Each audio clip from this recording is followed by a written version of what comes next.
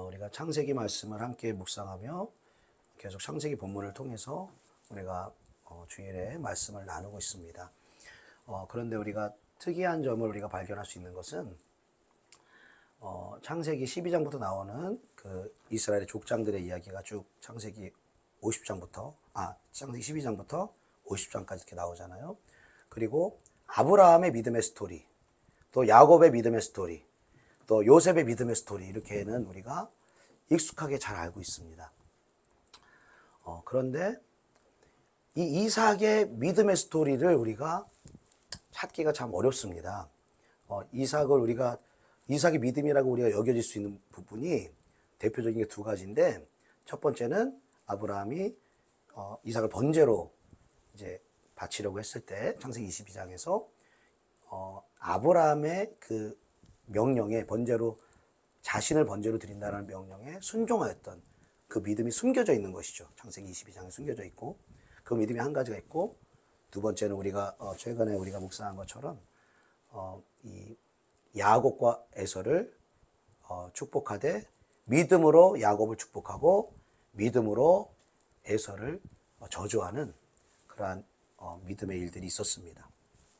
그 외에는 야곱은 믿음 생활을 어떻게 했나, 사실 좀 잘 안 알려져 있거든요.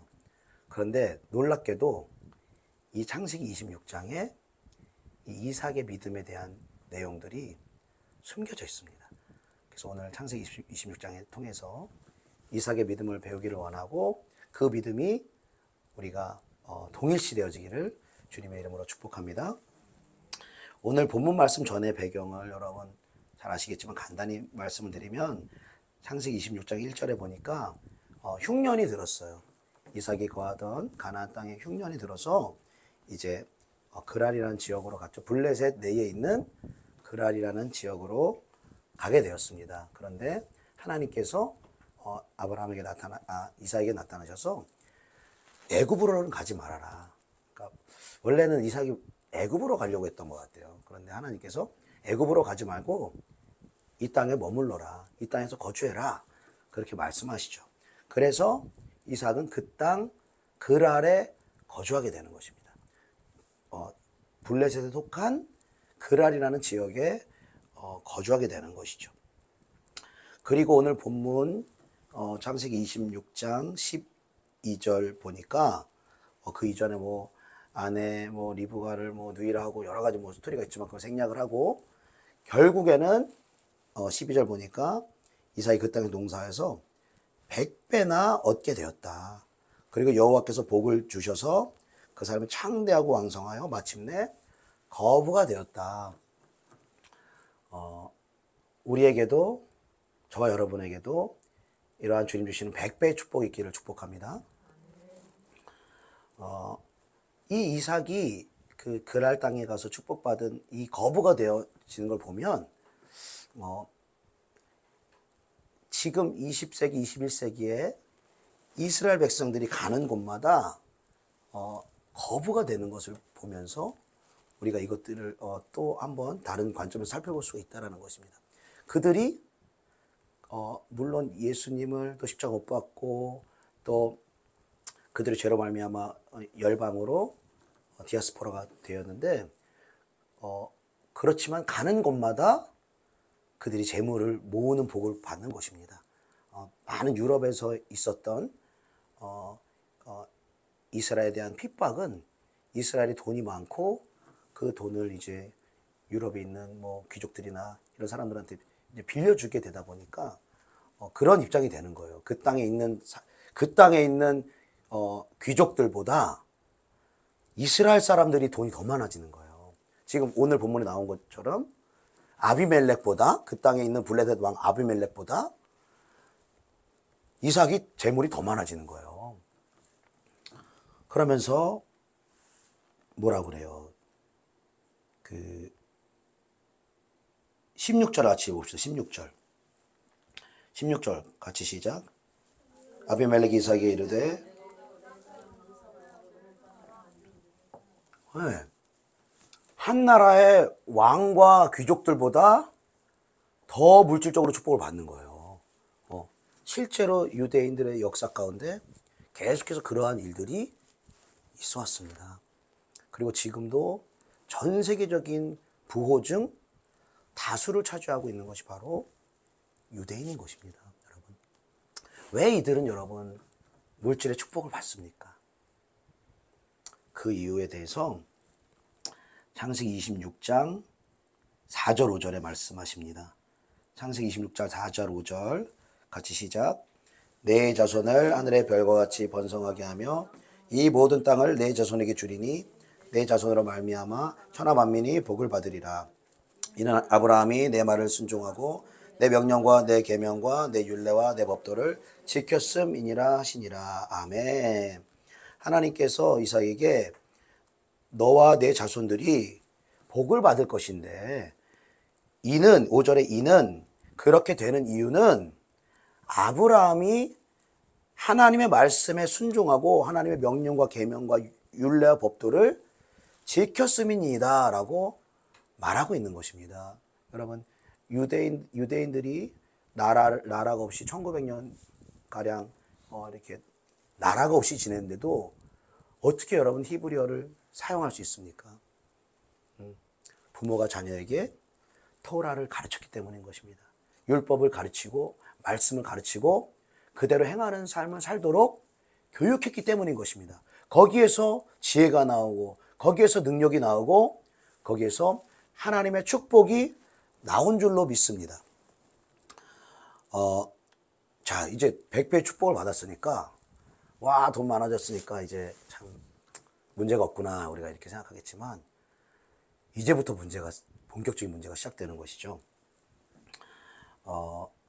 14절부터 보니까 블레셋 사람들이 이삭을 시기했다라고 말하고 있어요. 이삭을 시기하면서 아브라함 때 팠던 모든 우물들을 다 흙으로 메우고 막아버린 것입니다. 그러니까 그 땅을 일구고 또 그 땅에 살아갈 수 있는 그 모든 자원이 되는 물의 근원을 다 막아버린 거예요. 그리고 심지어 방금 전 우리 같이 읽은 것처럼 그전에는 이 아비멜렉 왕이 이삭을 선대했어요. 리브가를 누이라고 속였는데도 거기서 책망하지 않고 오히려 온 백성들 보고 리브가 건드리면 큰일 난다. 응? 절대 건드리지 말아라. 이렇게 하면서 막 보호해주고 아비멜렉 왕. 근데 갑자기 돌변하는 거예요. 이렇게 돌변하는 거예요. 그러면서 떠나라. 응? 네가 더 커졌다. 떠나라. 그렇게 내팽개쳐 버리는 것이죠. 블레셋 사람들의 시기를 받고 또 그 나라의 지도자에게 또 내쫓김을 당하고 핍박을 받는 것이죠. 여러분, 왜 이런 핍박이 오는 것이겠습니까? 왜 이런 내쫓김이 오는 것이겠습니까? 그것은 바로 이삭의 부르심은 단순히 육적인 재물과 건강과 성공의 이 땅에서의 축복을 위해서 이삭을 부른 것이 아니라 영적인 우물을 파도록 영의 사람으로 이끌기 위해서 이삭을 부르셨기 때문인 것입니다. 그런데 영의 우물을 파지 않고 육신에 속해 거기에 만족해 있기 때문에 하나님께서 이삭의 삶과 인생을 흔드시는 것입니다. 영에 속한 삶으로, 믿음에 속한 삶으로 나오라고 주님이 이끌어 가시는 것이죠. 그리고 그 증거로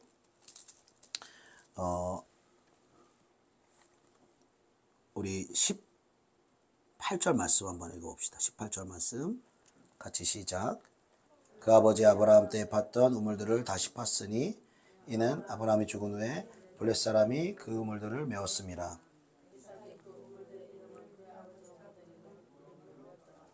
아멘. 자, 이 말씀을 통해서 우리가 볼 때에 이삭이 하나님이 원하시는 영의 삶, 믿음의 삶을 온전히 살지 못했음을 알 수가 있는 거예요. 왜냐하면 아브라함이 팠던 우물이라는 것은 단순히 마시는 물만을 의미하는 것이 아니라 믿음의 조상 아브라함이 팠던 이 물은 영적인 물을 말하는 것입니다. 영적인 생수, 성령의 그 우물을 말하는 것이죠. 그런데 아브라함이 죽고 나니까, 믿음의 사람이 죽고 나니까 블레셋으로 지칭되는 그 어둠의 영적 권세들이 다가와서 그 우물들을 막아버린 것입니다. 우리가 한 시대에도 보면은 믿음의 사람이 죽게 되면, 그리고 그 믿음이 그 자녀나 그 후손에게 그 믿음이 흘러가지 않으면 반드시 이러한 현상들이 있다라는 것이죠. 믿음의 사람 때에는, 아브라함 때에는 하나님이 역사하셨고, 그리고 영혼들이 구원되었고 부흥의 불길이 일었지만, 그 믿음의 사람이 죽은 이후로는 어두움들이 찾아오고 영적인 공격들이 시작되면서 그 끝없이 샘솟을 것 같던 그 우물들이 막혀버린 일들이 지금도 있다라는 것입니다. 그래서 이삭이 이제 자신의 이 환난과 핍박과 내쫓김을 통하여서 조금씩 깨닫기 시작하는 것입니다. 내 아버지 아브라함이 팠던 영적인 우물을 파야 되는구나. 믿음의 우물을 파야 되는구나. 내가 육신의 축복에 만족하며 살았구나. 육신의 형통에 만족하며 살았구나. 이것들을 깨닫게 되는 것입니다. 그리고 아브라함의, 여러분 신기한 것이죠. 그냥 처음에 근본 없이 판 게 아니라 뭐부터 판다는 거예요. 아무 우물이나 파는 게 아니라 아브라함이 팠던 우물을 다시 파는 것입니다. 이게 영적인 질서이며 하나님의 섭리인 것이죠. 아브라함이 다른 데 우물을 파기 위해서는 먼저 아브라함이 팠던 그 영적인 우물과 믿음과 영적인 유산들을, 그것들을 깨닫고 소화하고 경험되어지는 그 성령의 능력과 기름 부으심이 있을 때만 그것들을 가지고 다른 곳으로 가서 자신의 믿음을 통하여서 영적인 우물들을 파게 될 줄로 믿습니다. 그래서 이제 가는 곳마다 이제 우물을 파기 시작하는데요.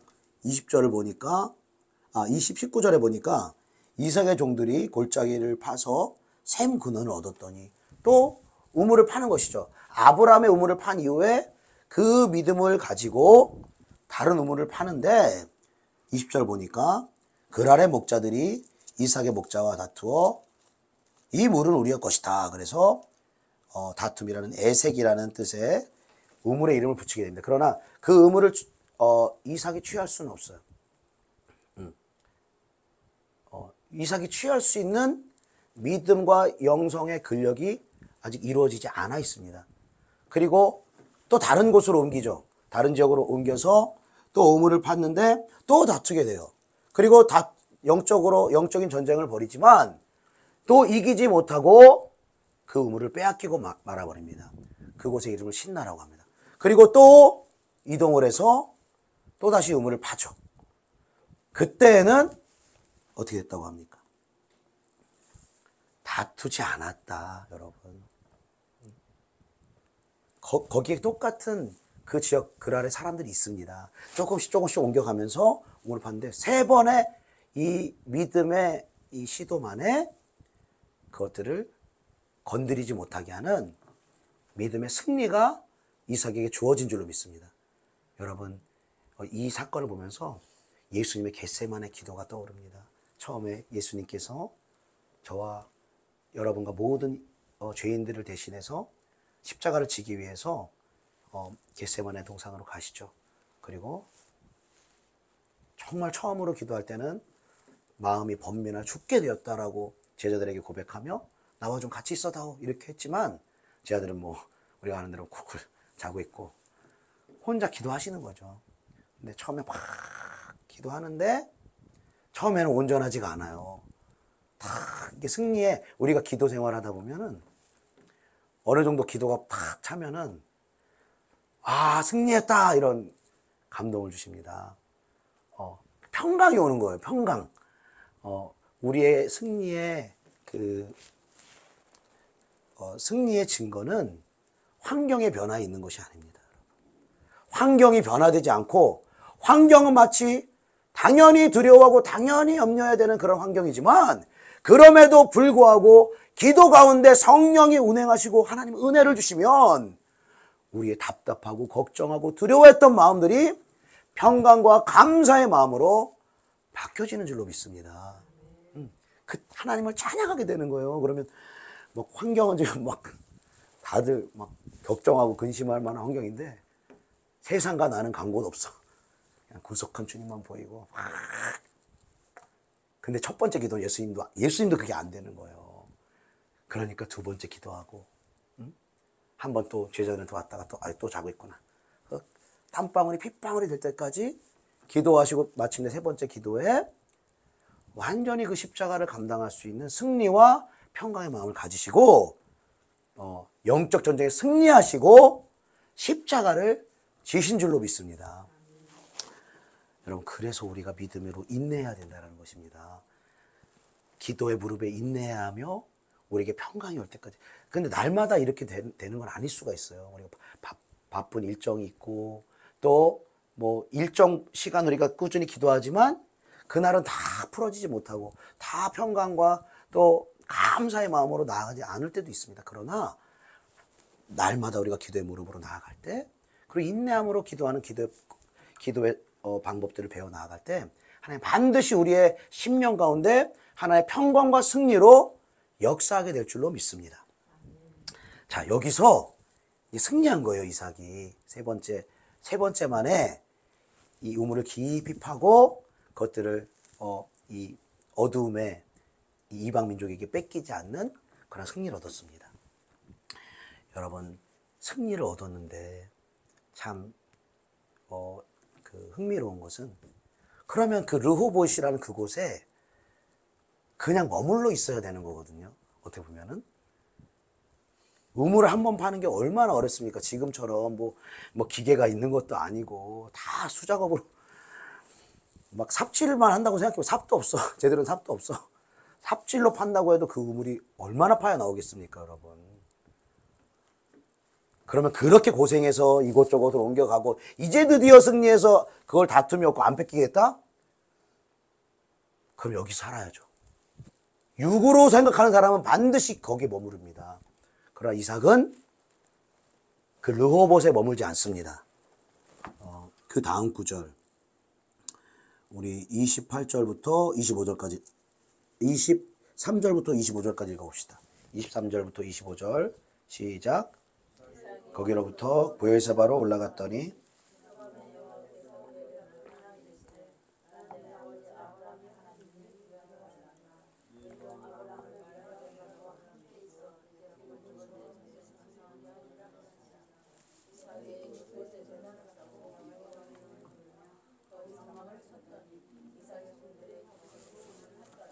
아멘, 아멘. 자, 안정적으로 이제 우물을 파고 살 수 있음에도 불구하고 다시 이삭은 그곳에서의 그 짐을 꾸려 브엘세바로 갔다라는 것입니다. 여러분, 이 브엘세바라는 장소는 가나안에 속하는 장소이며 그러니까 약속의 땅이죠. 아브라함과 이삭과 야곱과 이스라엘에게 영원한 언약이 있는 그 땅에서 너와 내 자손이 영원토록 살게 되리라 라는 영원한 언약을 받은 땅이 가나안이고, 그 가나안의 남쪽 지역이 브엘세바인 것입니다. 우리가 잘 아는 것처럼 브엘세바라는 지명의 뜻은 맹세의 우물이라는 뜻인 것입니다. 맹세의 우물인데, 이 맹세의 우물이 된 기원이 있는데 이것이 처음이 아닙니다. 여기서 브엘세바가 처음 나온 것이 아니라 우리가 그 전에 묵상했던 창세기 20 몇 장에 있습니다. 20 몇 장에 있는데 거기서도 그라랑 아비멜렉과 이 언약을 맺어요. 아브라함이. 그리고 그 우물들에 대해서 서로 그 우물을 탐하지 말고 서로 화친을 맺자 라고 하면서 서로를 축복한 그 맹세하고 서로 사랑하고 서로 하나가 되기로 언약한 장소가 맹세의 우물인 브엘세바라는 것입니다. 그 맹세의 우물이라는 지명인 브엘세바로 가는 거예요. 약속의 땅인 가나안으로 가는 거예요. 지금 이미 르호봇에서 모든 안정된 것이 다 있음에도 불구하고 약속의 땅인 가나안, 하나님의 언약이 있는 브엘세바로 야곱은 가는 것입니다. 이 땅에서의 복을 원하며 살아가는 이삭에서 그 많은 고난과 핍박을 통하여서 다시금 아브라함의 우물을 파고 이제는 가는 곳마다 영적인 우물을 파는 그 사명을 발견한 가운데 약속의 땅 브엘세바로 나아갔다라는 것입니다. 약속의 땅인 브엘세바로 나아가자마자 하나님께서 말씀하시는 것입니다. 나는 내 아버지 아브라함의 하나님이니 두려워하지 말라. 내 종 아브라함을 위하여 내가 너와 함께 있어 내게 복을 주어 내 자손이 번성하게 하리라 하신지라. 여러분, 그런데 이 언약, 아브라함에게 하셨던 그 언약을 이삭에게도 동일하게 하시는 것이죠. 이 말씀을 듣자마자 25절에 제단을 쌓기 시작하는 거예요. 예배의 삶을 살게 되는 거예요. 그리고 여호와의 이름을 부르며 기도로 무릎으로 사는 삶을 살아가게 되는 것입니다. 그리고 다시 거기서도 영적인 우물들을 파기 시작하는 것입니다. 여러분, 이삭이 제단을 쌓았다는 기록이요, 이전에는 없습니다. 이삭이 여호와의 이름을 불렀다는 기록이 이전에는 없어요. 아브라함만 있어요. 아브라함만 제단을 쌓고 여호와의 이름을 불렀다 이렇게 했는데, 이삭의 믿음으로 처음으로 성령으로 진리로 예배를 드리며 승리하는 기도와 평강의 기도를 맛보며 내게 속한 육으로만 사는 삶이 아니라 영적인 우물을 파서 그 생명수를 많은 사람에게 나눠주기를 원하는 삶이 바로 언약의 땅 브엘세바 가나안으로 나아갔을 때 그 성령의 역사가 이삭에게 나타났다라는 것입니다. 영의 사람이 된 것입니다. 믿음의 사람으로 변화된 것입니다. 할렐루야. 그리고 기도의 사람, 영적인 우물을 파는 사람이 된 거예요. 여러분, 그러고 나면 하나님 무슨 일을 하시느냐? 그 이삭의 원수됐던 사람들, 이삭을 쫓아냈던 사람들, 이삭을 핍박하는 그 원수된 이방인들을 이삭에게 오게 하시는 것입니다. 그 다음 기록을 우리 한번 읽어봅시다. 26절, 27절 같이 시작. 아비멜렉이 그 친구 아우삭과 군대장관 비골과 더불어 그랄에서부터 이삭에게로 온지라. 이삭이 그들에게 이르되 너희가 나를 미워하여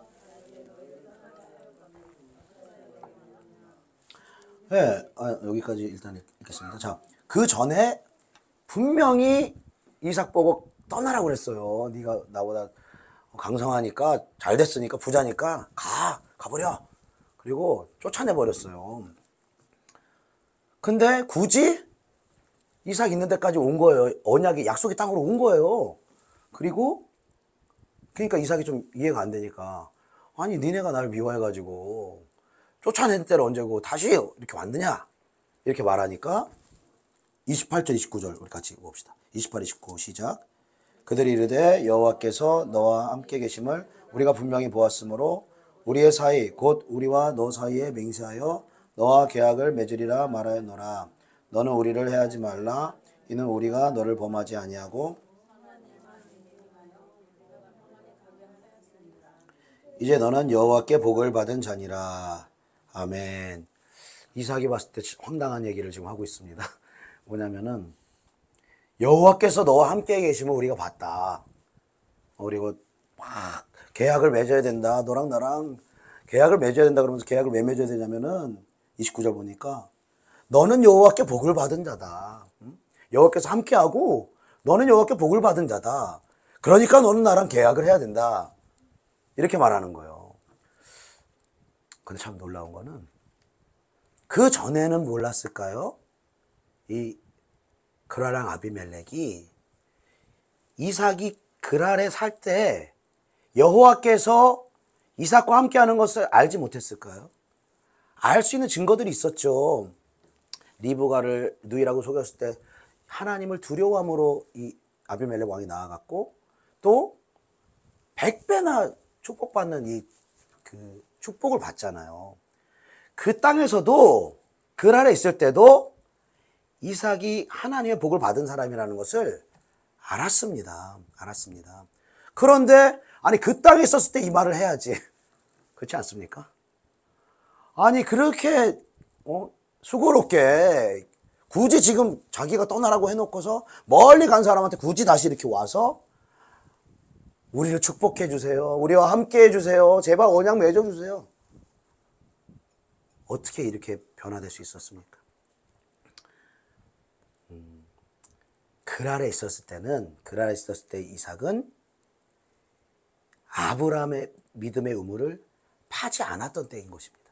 즉 이삭에게 아비멜렉 왕을 축복할 만한, 이방인을 축복할 만한 성령의 빛이 없었다라는 거예요.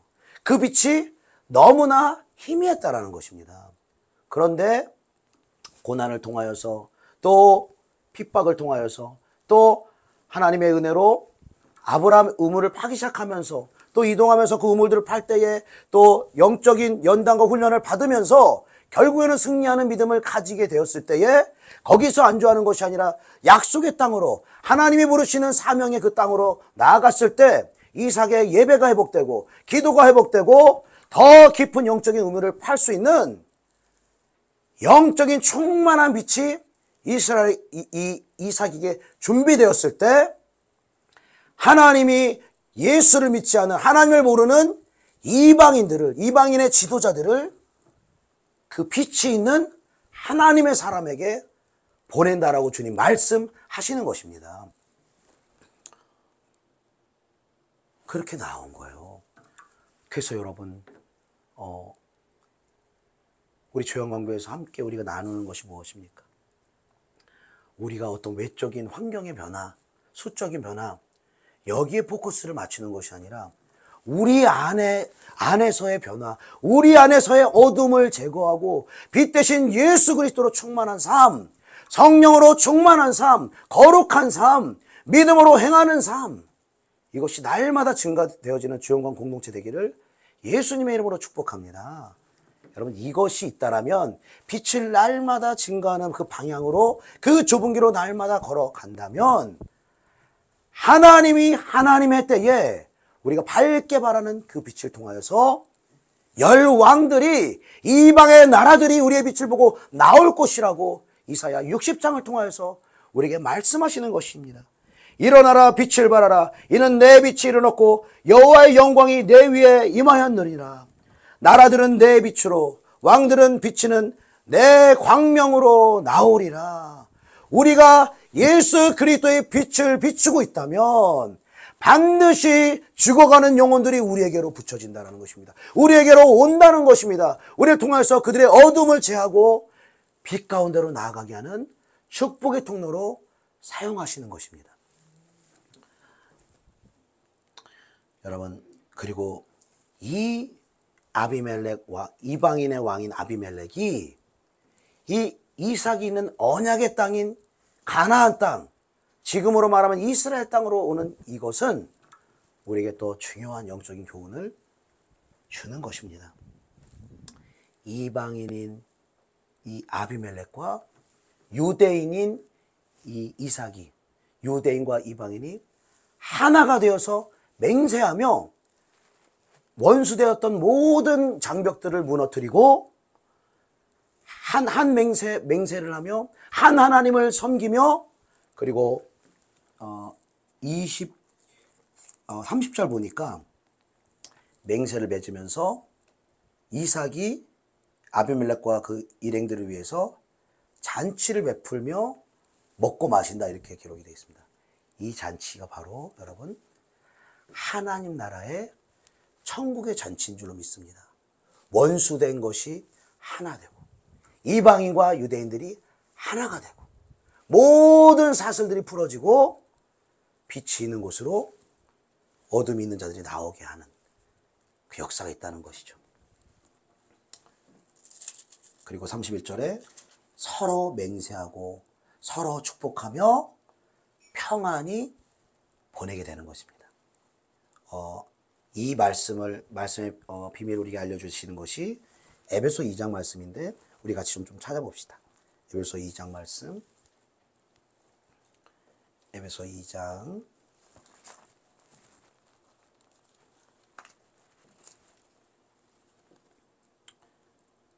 에베소서 2장 14절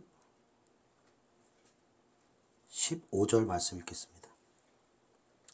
에베소서 2장 14, 15 같이 읽습니다. 시작. 그는 우리의 화평이신지라 둘로 하나를 만드사 원수된 것 곧 중간에 막힌 담을 자기 육체로 하시고 법점으로 된 계명의 율법을 폐하셨으니 이는 이 둘로 자기 안에서 한 세 사람을 지어 화평하게 하시고. 다시 한번 에베소 2장 14, 15 시작. 그는 우리의 화평이신지라 둘로 하나를 만드사 원수된 것 곧 중간에 막힌 담을 자기 육체로 하시고 법점으로 된 계명의 율법을 폐하셨으니 이는 이 둘로 자기 안에서 한 세 사람을 지어 화평하게 하시고. 아멘. 그는 예수님을 말합니다. 예수님은 우리의 화평이다. 이 우리가 누구인지는 그 다음에 보면 알 수 있는데, 둘로 된 우리를 말하는 것입니다. 둘로 된 우리, 둘로 하나를 만드사 원수된 것, 곧 중간에 막힌 담을 자기 육체로 오셨다. 근데 이 둘에 대하여서 원어에 보니까 유대인과 이방인들이라고 분명하게 명시를 하고 있습니다. 우리가 세번역 성경이라든지 우리말 성경을 찾아봐도 그렇게 나옵니다. 유대인과 우리라는 것에서, 여기서 우리라는 것은 하나님과 나 이런 우리가 아니라 하나님과 내 사이가 깨져 있다는 그 화평을 말하는 게 아니라 유대인과 이방 원수된 유대인과 이방인의 사이를 말하는 것입니다. 그리고 이 둘, 나눠져 있고 원수되었던 이 둘을 하나로 만드사 원수된 것, 곧 중간에 막힌 담을 예수님의 육체로 하셨다는 것입니다. 그리고 15절에 계명의 율법을 폐하시고 이는 이 둘로 유대인과 이방인 이 둘이 예수 안에서 한 세 사람을 지어 화평하게 하셨다라고 말씀하시는 것입니다. 하나님께서는 이방인인 아비멜렉 왕이 빛이 준비된 언약의 땅으로 순종하며 언약의 땅에 거했던 이삭에게 이 이방인 아비멜렉 왕이 오는 것을 통하여서 이 한 세 사람, 유대인과 이방인이 하나 되게 하시는 것을 그때뿐만 아니라 지금도 주님 오시는 그날까지 이것들을 이루어 가신다는 것을 주님이 말씀하신 줄로 믿습니다. 그래서 우리가 이스라엘의 회복에 대해서 말하는 것입니다. 왜냐하면 이스라엘 그 땅에 하나님의 영원한 언약을 두셨기 때문인 것입니다. 그 땅에 너와 내 자손들이 영원히 살 거라고 말하는 것입니다. 육신의 땅은 영원할 수 없습니다. 불가능합니다. 그 땅이 영원해지려면 단 한 가지밖에 없는 것이죠. 하나님의 나라가 그곳으로 임한다면 그곳이 영원한 나라가 되는 것입니다. 그래서 그 땅이 중요한 것입니다. 그래서 지금 전 세계에서 핍박받고 있는 유대인들이 언약의 땅인 이 이스라엘 땅으로 돌아오는 것이 그렇게 중요한 것입니다. 그들이 언약의 땅으로 들어올 것에 대하여서 수많은 예언서들이 이사야를 통하여서 에스겔을 통하여서 수많은 예언서들이 말하고 있지 않습니까? 그리고 가장 결정적으로 이 에스겔 37장의 마른 뼈 한상을 통하여서 그 마른 뼈들이 죽어가고 그리고 생기를 불어넣어서 그 민족을 그 마른 뼈를 살릴 때에 그 에스겔 37장의 마지막에 그 살아난 그들을 가리켜서 주님이 뭐라고 말씀하십니까? 이 살아난 뼈들은 이스라엘 백성들이라 말하는 것입니다. 이 본문을 다 개인의 문제로 생각을 합니다. 다 내가 어렵고 내가 마른 뼈 같고 내가 힘들고 절대로 그렇지가 않습니다. 2차 세계대전을 통하여서 완전히 그 민족이 멸망에 가까울 만큼 전 세계에 흩어진 그들의 인구 중 3분의 1인 600만이 몰살을 당했습니다. 그리고 그러면 완전히 망해버려야죠, 그 나라가. 그런데 완전히 망한 무덤에 처해 있는 그때에 하나님이 나라를 회복하시는 것입니다. 할렐루야. 놀라운 하나님의 언약이 그들이 완전히 소망이 사라졌을 때, 완전히 무덤 속에 들어가서 절망하고 있을 때 하나님의 언약의 말씀을 통하여서 신실하신 언약의 말씀의 성취를 통하여서 그 나라를 회복하신 것입니다. 그리고 지금도 그 땅 가운데 열방에서 흩어져 있는 유대인들이 그 땅으로 계속해서 들어가게 하시는 것입니다. 그런데 여러분, 열방에 있는 이 이스라엘 백성들이 절대로 그냥 안 들어갑니다. 절대로 그냥 안 들어가요. 이삭이 글 아래서 잘 먹고 잘 살 때는 절대로 이동을 안 합니다. 이동 안 해요. 그러나 핍박이 오고 환란이 오고 어려워지니까 영적인 것을 찾아가고 옮기다 보니까 약속의 땅으로 가야 되는구나 깨닫는 것이죠. 지금 이스라엘에 전쟁이 있지만 이스라엘보다 상황이 좋은 나라들에서는 결코 그 땅으로 돌아가지 않습니다. 이 언약의 말씀을 믿는 소수의 사람들을 제외하고는 다 아프리카에 있는 유대인, 중동에 있는 유대인, 다 못 사는 나라에서 이스라엘 돌아오는 거예요. 그리고 최근 들어서 가장 많이 이스라엘로 돌아가는 사람들은 러시아와 우크라이나에서 있는 사람들이 가장 많이 돌아갑니다. 전쟁이 있으니까.